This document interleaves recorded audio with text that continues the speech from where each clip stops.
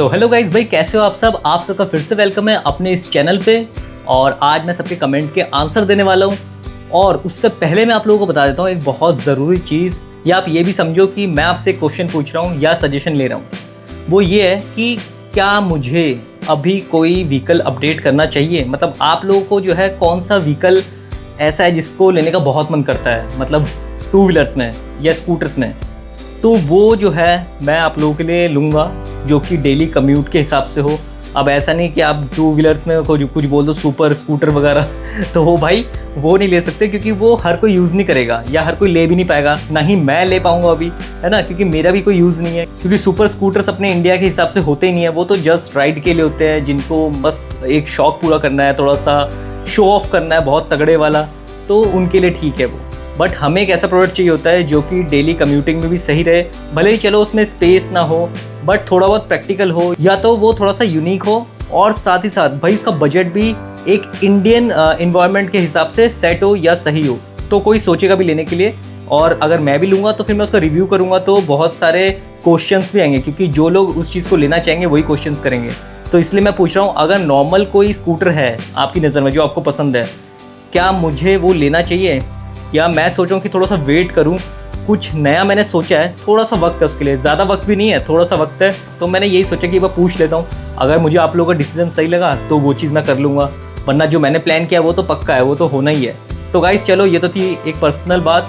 अब मैं स्टार्ट करता हूँ इस वीडियो को और आप लोगों के क्वेश्चंस का आंसर देता हूँ। तो जो पहला कमेंट है ये है समल नस्कर इनके चैनल का नेम है, और इनका क्वेश्चन ये है कि जो आप ऐप यूज़ कर रहे हो उसका नेम क्या है। देखो यामा के 2-3 ऐप है, बट ये जो ऐप है ये है कनेक्ट एक्स के नाम से। मतलब आप सर्च करोगे गूगल प्ले पे तो आपको लिखना होगा यामाहा मोटरसाइकिल कनेक्ट, या आप यामाहा कनेक्ट भी लिख दोगे तो भी ये आपको दिख जाएगा। मतलब आपको एप्लीकेशन दिख जाएगा और आइकन दिख जाएगा कि ब्लू कलर का एक आइकन होगा, उसमें बाइक बन रखा होगा, ऊपर वाईफाई का साइन होगा, तो आप समझ जाओगे। और साथ में रेटिंग्स भी देख लेना और उसके डाउनलोड्स के फिगर भी देख लेना कि कितने लोगों ने उसको डाउनलोड किया, तभी आपको जो है जेन्युइन ऐप मिल जाएगा। नहीं तो कॉपी भी होते हैं, उसमें कुछ हज़ार लोगों ने बस उसको डाउनलोड कर रखा होता है, तो वो आप देख लेना। अब जो नेक्स्ट कमेंट है ये है अर्पण सिंघा राजपूत भाई की तरफ से। इन्होंने ये बोला है कि इनका जो रेजडार है भाई वो 1600 किलोमीटर चल गया है और फर्स्ट सर्विस भी हो चुकी है, बट इनको माइलेज कम मिल रहा है। तो मैंने इनको कमेंट में आंसर भी दिया था, माइलेज कम मिलने का रीज़न यही है कि या तो सर्विस किया होगा, अच्छे से किया होगा तो ठीक है। सर्विस सेंटर में ज़्यादातर जो है अच्छे से ही सर्विस किया जाता है। कई बार आपको देखना भी होता है कि हाँ भाई इंजन ऑयल वगैरह सब कुछ सही से डला है कि नहीं, वो आपको एक बार देखना होता है, बीच बीच में जाके अपने व्हीकल को फॉलो करना होता है, जैसे मैं तो करता हूँ। अब मेन चीज़ बताता हूँ, 2 चीज़ होती है। कोई भी व्हीकल है स्टार्टिंग में केयर नहीं हुआ तो भैया उसका जो है लाइफ वैसे ही चलेगा। अगर आपने शुरू में ही भाई उसको भगाना स्टार्ट कर दिया, ट्रिपलिंग कर रहे हो, या तो फिर उसको हिली एरिया में चला रहे हो तो डबल या ट्रिपलिंग करके ही चला रहे हो, क्योंकि हिली एरिया में वैसे ही बहुत लोड होता है स्कूटर पे या किसी भी व्हीकल पे, तो ऑटोमेटिकली आप जो है ना उसको रेस देके चलाते हो, क्योंकि स्टिफ चढ़ाई होती है तो हल्के से रेस में तो चढ़ेगा नहीं कोई भी व्हीकल है, तो उसमें आप ज़्यादा एक्सीलरेट करते हो, जिसकी वजह से इंजन का जो आरपीएम है वो बढ़ा रहता है, और इंजन सर्विस से पहले ही जो है बहुत मेहनत कर चुका होता है, जिसकी वजह से वो लो हो जाता है। मतलब इंजन ऑयल तो चेंज नहीं होता है, उससे पहले ही जो है इसका इंजन अच्छे से घिस जाता है। मतलब जो भी वेयर एंड टेयर होना होता है वो कुछ ज़्यादा ही रहता है, और साथ ही साथ ओवर हीट भी रहता है, तो ये भी एक रीज़न हो सकता है माइलेज कम मिलने का। तो अगर आप हिली एरिया में रहते हो तो ये रीज़न होगा। और अगर आपने गलती करी है ओवरलोडिंग की, या भगा लिया है शुरू में ही, बहुत तेज़ चला लिया है, मतलब बाइक लेते ही सर्विस से पहले आपने बहुत इसको अच्छे से भगाया है हाईवे पे या नॉर्मल गली में भी, या होता है ना कभी कभी हम लोग शौक में मज़े में कि नया व्हीकल है इसकी टॉप स्पीड चेक करते हैं या कितना भागती है, क्या पिकअप है, सबके साथ होता है। तो ये सब गलती से हो जाता है, सबको ऐसी नॉलेज नहीं होती है। तो अगर आपने ऐसा किया है तो ये रीज़न हो सकता है आपके माइलेज को कम आने का।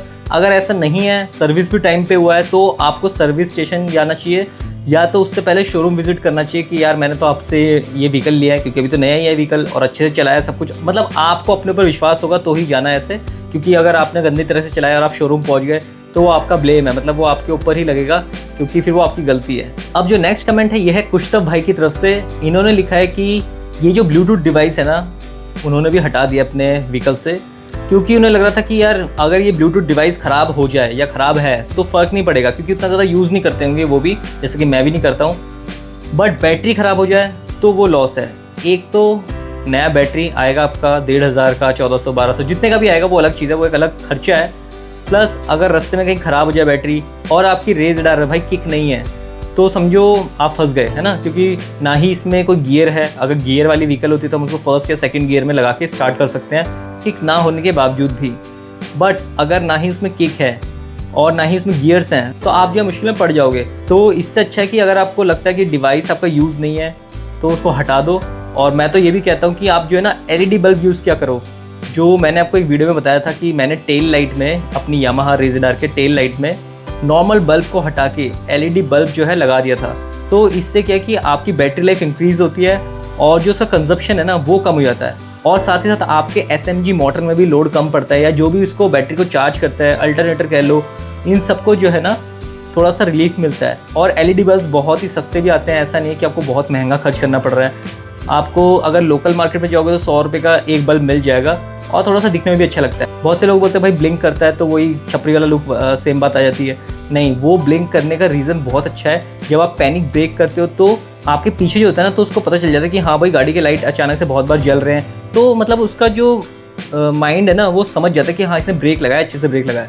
वहीं अगर नॉर्मल बल्ब्स होते हैं, एकदम से टेल लाइट जलती है, वो रेड लाइट लगातार जलता रहता है, तो वो ठीक है, वो कॉमन हो गया ना। वो भी तो आप सबको पता है ब्रेक मारेगा तो लाल लाइट जलेगी। लेकिन ये यूनिक है, इसको छपरी ना बोल के इसको यूनिक चीज़ बोलो तो आपको मज़ा भी आएगा इसको लगाने में। तो भैया मैं तो यही सोच के हर काम करता हूँ। मुझे तो बहुत अच्छा लगता है ये LED बल्ब, बहुत सेविंग करता है और लुक को अच्छी बनाता है। अब जो कमेंट में बताने वाला हूँ, इनके चैनल का नेम है टाइगर के नेम से, और इन्होंने लिखा है कि यामाहा के जो है 3 ऐप हैं। जैसे कि मैंने आपको बताया था थोड़ी देर पहले, यामाहा के 2-3 ऐप हैं। तो इन्होंने लिखा है कि आप जो है इसको कनेक्ट करके, मतलब डिक्की में एक और QR कोड है। इन्होंने ठीक लिखा है, बहुत अच्छी बात है। लेकिन मैंने आपको जैसे बताया कि मुझे ये डिवाइस कनेक्ट करना ही नहीं है। उससे ही बड़ी बात यह है कि ये डिवाइस मेरा ख़राब हो रखा है। अगर ये डिवाइस ठीक होता या मुझे पता ही नहीं चलता कि ये ख़राब है तो मैं नीचे वाले QR कोड को भी सर्च करता, स्कैन करता, मैं कोशिश करता और ज़्यादा, और मुझे पता तब भी नहीं चलता। क्योंकि बाद में पता चला था कि अपना जो ब्लूटूथ डिवाइस है जो मेरे यामाहा रेज़र 125 में लगा हुआ है, भाई वो ख़राब है। मतलब वो वर्क ही नहीं कर रहा, कोई भी उसके अंदर जो सर्किट है उसका सर्किट बोर्ड ही ख़राब है। तो मैंने देखा कि वो बिल्कुल भी हीट नहीं हुआ, क्योंकि जब वो वर्क करता था तब वो 5 से 10 मिनट में, मतलब 5 मिनट में मैं ज़्यादा बोल रहा हूँ, वो हीट हो जाता था, क्योंकि वो वर्क करता था इसलिए वो हीट होता था। बट इस बार भाई आधा घंटा, लगभग 1 घंटा होने वाला था, वो बिल्कुल ठंडा था। मतलब उसके अंदर जो सर्किट बोर्ड है या जो करंट का फ्लो है वो सर्किट पूरा ही नहीं हो रहा है, मतलब वो ख़राब है, टोटली डैमेज हो चुका है। तो इसलिए मैंने उसको आगे ट्राई ही नहीं किया।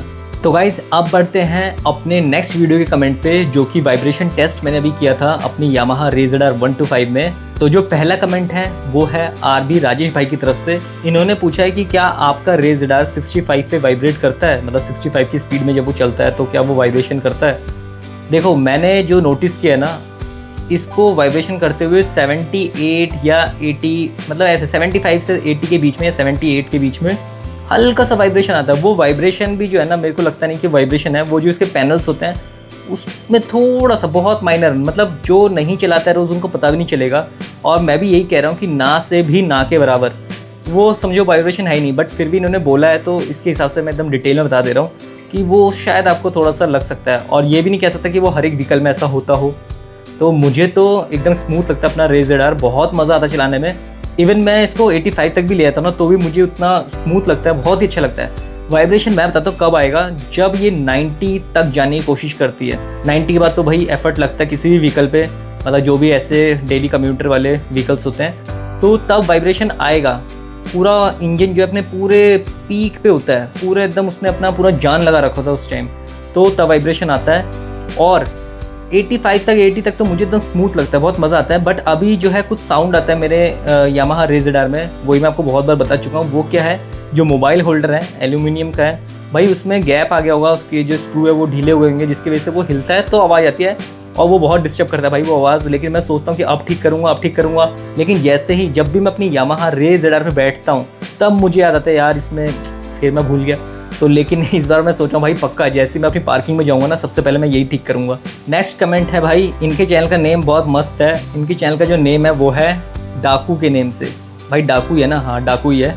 अब वो डाकू भी हो सकता है, क्या पता डाकू हो, मैंने तो अपने हिसाब से डाकू ही बोला है, तो बुरा मत मानना भाई अगर डाकू ना हुआ हो तो इनका जो क्वेश्चन है वो ये है कि इनकी हाइट 5.9 इंचज़ है। तो ये बोल रहे हैं अगर मैं रेज़र पे बैठता हूँ तो जो मेरे नीज़ हैं वो हैंडल बार पे टच होंगे कि नहीं। देखो मेरी हाइट तो 5.6 है और मेरे नी से हैंडल बार का डिस्टेंस अच्छा खासा रह जाता है। तो अगर आपका 3 इंचेस हाइट ज़्यादा है तो ज़रूरी नहीं कि आपका वो नी उसमें टच होगा, और ये भी ज़रूरी नहीं कि आपका नी टच नहीं होगा। आप सब कुछ डिपेंड करता है बॉडी के डिज़ाइन के ऊपर। जैसे व्हीकल का डिज़ाइन होता है भाई, हमारी बॉडी का भी डिज़ाइन होता है। किसी किसी का जो ये वाला पोर्शन होता है ये बड़ा होता है, पैर हल्के छोटे होते हैं, किसी के पैर थोड़े से ज़्यादा लंबे होते हैं, ये वाला पोर्शन नॉर्मल होता है या हल्का सा छोटा होता है। मतलब बॉडी का हिसाब है ना, जैसे सबका सर होता है भाई, किसी का फेस लंबे में होता है, किसी का गोल होता है, किसी का बॉक्सी टाइप का होता है, तो बहुत सारी चीज़ें देखी जाती है। वैसे ही चांसेस ज़्यादा है कि आपके उसमें नी टच नहीं होंगे, क्योंकि आप 6 फीट या उससे ज़्यादा के नहीं हो, आप 5.9 के हो। तो मेरे हिसाब से 5.6 का मेरा हाइट है, तो मेरा तो बहुत लंबा डिस्टेंस रहता है वहाँ से हैंडल बार से, मतलब बहुत ही सही डिस्टेंस रहता है, कोई पता भी नहीं चलता। और अगर आपका बाय चांस टच भी होता है पैर, तो आप बैठने का पोस्चर को चेंज कर सकते हो, जिसके वजह से वो डिस्टेंस जो है मेंटेन हो जाएगा या मैनेज हो जाएगा। बट 99% चांसेस है कि ऐसा कुछ भी नहीं होने वाला, आप आराम से फिट आ जाओगे अपनी यामाहा रेज ZR में। अब जो नेक्स्ट कमेंट है या क्वेश्चन कह सकते हो उसको, ये है गणेश गवाली भाई की तरफ से, और इन्होंने पूछा है कि भाई आपका जो रेज ZR है वो कितना किलोमीटर चला चुके हो। मेरे हिसाब से उनका यही क्वेश्चन है। देखो मेरी रेज ZR जो है ना, जब इसका मीटर ख़राब हुआ था तब ये 13,000 मेरे ख्याल से तब चल चुकी थी, और इस बात को 2 साल हो चुके हैं, और ये लेते ही मैंने बहुत जल्दी इसको कवर कर दिया था। तो अभी इतने साल में मैं इसके बाद लद्दाख भी गया हूँ और हर जगह गया हूँ, बहुत जगह घूम के आया हूँ इससे। मैं शिमला भी गया हूँ, है ना, कुफरी वगैरह, मतलब, और डेली तो मेरी रनिंग बहुत ज़्यादा होती ही है, प्लस मैं लोकली बहुत चलता हूँ। तो मैंने इसको एस्टिमेट लगाया कम से कम करके भी, तो ये 85,000 किलोमीटर क्रॉस कर रही है। बल्कि मैं तो ये कह रहा हूँ कि ये 88,000 तक चल गई होगी। फिर भी आप अगर 85 भी लेके चलोगे तो भी सबसे सही चल गई अपनी यामाहा रेज ZR 125। तो अब जो कमेंट मैं पढ़ने वाला हूँ ये एक बहुत ही अच्छा कमेंट है, जिससे कि बहुत लोगों को इसका आंसर मिल जाएगा जिनके ऐसे क्वेश्चंस होंगे। तो इनके चैनल का नेम है एडिटर के नेम से, और इन्होंने पूछा है कि कौन सा स्पीड बेस्ट है जिससे कि सबसे ज़्यादा माइलेज मिले, और फुल टैंक में ये कितने किलोमीटर चल जाता है। देखो सबसे बेस्ट स्पीड मैं अपने अकॉर्डिंग बता रहा हूँ, मैं 65 से 68 की स्पीड में तो चलता ही हूँ। सबसे बेस्ट स्पीड मुझे वही लगता है। अगर बाई चांस चलते चलते 70 to 74 भी हो जाए तो भी कोई दिक्कत नहीं है, मुझे बहुत अच्छा माइलेज मिलता है 65 से या 64 से, मतलब 60 प्लस आप रखो। आपके हिसाब से बता रहा हूँ, अगर सिटी में भी चल रहे हो और सिटी खुली है, मतलब ऐसा नहीं कि ट्रैफिक है, तो आप 60 प्लस ही चलाना, अपने हिसाब से आप उसको मैनेज करना। तो ये स्पीड जो है ना बहुत अच्छा होता है माइलेज के अकॉर्डिंग। आपको एक तो डिस्टेंस भी थोड़ा जल्दी अच्छे से कवर हो जाता है, और बैक में प्रॉब्लम है तो आप ज़्यादा तक बैठते भी नहीं हो इस स्पीड में, मतलब क्या है कि आप जल्दी अपने डेस्टिनेशन में भी पहुँचते हो, प्लस माइलेज भी सबसे अच्छा इसी में मिल जाता है आपको। और जो आपने पूछा कि आपका फुल टैंक में कितना चलता है, तो एक नॉर्मल रेज ZR के हिसाब से मैं सबका मिक्स बता रहा हूँ, मैं अपना नहीं बता रहा, क्योंकि मेरा तो बहुत ज़्यादा चल सकता है जिस हिसाब से मैं चलाता हूँ या जैसे मैंने माइलेज टेस्ट इसका किया था। बट ये नॉर्मली 280 से लेके 300 किलोमीटर्स तक चल जाएगा फुल टैंक में, और बहुत अच्छे से चलाओगे तो ऊपर भी बढ़ सकता है। लेकिन ये कॉमन माइलेज है जो कि आपको मिलेगा ही मिलेगा यामाहा रेज ZR के फुल टैंक में। तो गाइस होप करता हूँ कि आप सबको आपका आंसर मिल गया होगा, और जो भी भाई मेरे वीडियोज़ में कमेंट करते हैं ना, इनको भी थैंक्स है, क्योंकि इनके वजह से और बहुत सारे लोगों को आंसर्स मिल जाते हैं। ज़रूरी नहीं पड़ता कि वो अलग से कमेंट करे। जिनको नहीं पता वो बाय चांस फर्स्ट टाइम इस वीडियो को देखते हैं क्वेश्चन आंसर राउंड को, तो उनको पहले ही आंसर मिल जाता है, और जिनको पता है वो भी साथ साथ में आंसर सुन लेते हैं, है ना, देख लेते हैं। तो ये एक बेनिफिट है जो भी भाई वीडियो में कमेंट करते हैं। तो गाइस इस वीडियो में तो आज इतना ही था, इस वीडियो को यहीं एंड करते हैं, फिर से मिलते हैं एक नए वीडियो के साथ और एक नए इन्फॉर्मेशन के साथ। तब तक के लिए सबको बाय बाय।